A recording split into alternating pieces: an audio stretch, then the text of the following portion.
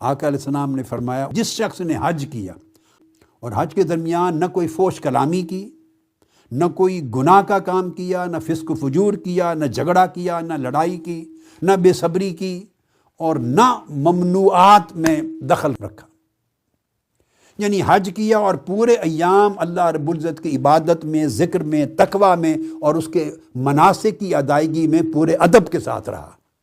جس شخص نے حج اس طرح کر لیا، راجع کیوم ولدتہ امہ، وہ جب پلٹے گا حج کر کے تو اتنا پاک ہو چکا ہوگا گناہوں سے جیسے آج ہی اپنے ماں کے پیٹ سے پیدا ہوا ہے،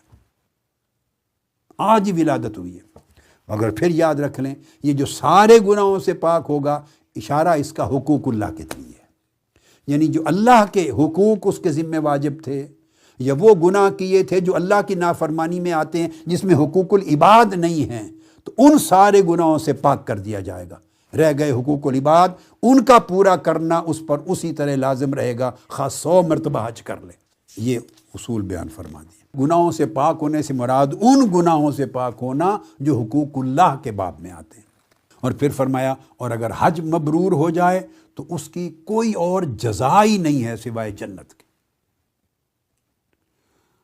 اب جب حقوق اللہ معاف ہوتے ہیں، حقوق العباد معاف نہیں ہوتے تو جنت کیسے ملے گی؟ مطلب یہ ہے کہ حج مبرور کا معنی یہ ہے کہ حج کا حیا اس کی زندگی میں آ جائے، حج اثر انداز ہو اس کی طبیعت پر، اس کی سوچ پر، وہ اپنی زندگی سے ظلم ختم کرے اور جن جن سے ظلم کر بیٹھا ہے ان سے معافی مانگے اور تلافی کرے عملاً، یعنی حج کا اثر ہو زندگی پر، تب حج مبرور ہے۔ حج اس کو تقوی عطا کرے، پچھلے گناہوں کی تلافی، جیسے آدمی توبہ کرتا ہے اور حقوق العباد میں پھر ان مظالم کو دور کرتا ہے، تلافی کرتا ہے، یہ جا کے توبہ ہے، تو اس کے ساتھ وہ حج مبرور ہوتا ہے۔